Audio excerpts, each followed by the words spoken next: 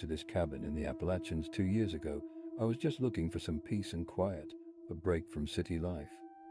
The locals, friendly as they are, had a bunch of stories about the mountain. They talked about strange noises and eerie sights, especially after dark. I figured they were just trying to spook the new guy, so I didn't take it too seriously at first. But living here, you start to notice things. The first thing that really got to me was the fog. It rolls in so thick sometimes you can't see more than a few feet in front of you. I remember one night, early on, the fog was so dense that the whole world seemed to disappear. It was just me in this blanket of white.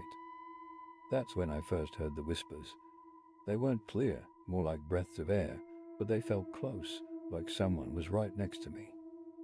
It freaked me out enough to stay inside the rest of the night. I thought maybe the mountain was getting to me, playing tricks on my mind. But then it happened again and again. Always on foggy nights, always these barely there whispers. I tried telling myself it was just the wind or leaves rustling, but part of me knew it was something different. Things really took a turn when I started hearing footsteps on the porch. I grabbed a flashlight, swung open the door, but there was nothing. No tracks, no signs of any critters, just the fog and the quiet. I even set up cameras after that, but they never caught anything. It's as if whatever was walking around out there knew how to avoid being seen. The locals call them night walkers. They say they're spirits of the mountain or protectors or something like that. Some folks around here offered me charms and old rituals meant to keep them away.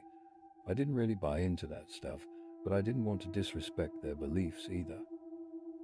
Last fall, I had the most intense night yet. It was a clear evening at first, cold but nothing weird. Then out of nowhere the temperature just dropped, windows frosted up, and I had this overwhelming sense of being watched. I tried to shake it off, focus on the fire, but then came this knock. Clear and deliberate, right on the window. I looked over, heart racing, and swear to you, there was this face. Pale, eyes hollow, like it was staring into me. I blinked, and it vanished. Since then, the feeling of being watched hasn't really gone away.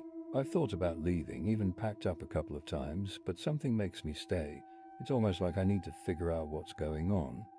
Or maybe the mountain's not done with me yet. So now I spend my nights listening, documenting everything. When I talk about it with the locals, they just nod. They've all got stories of their own, seems like.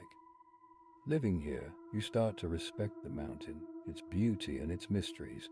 It's not just a place, it feels like a living, breathing thing.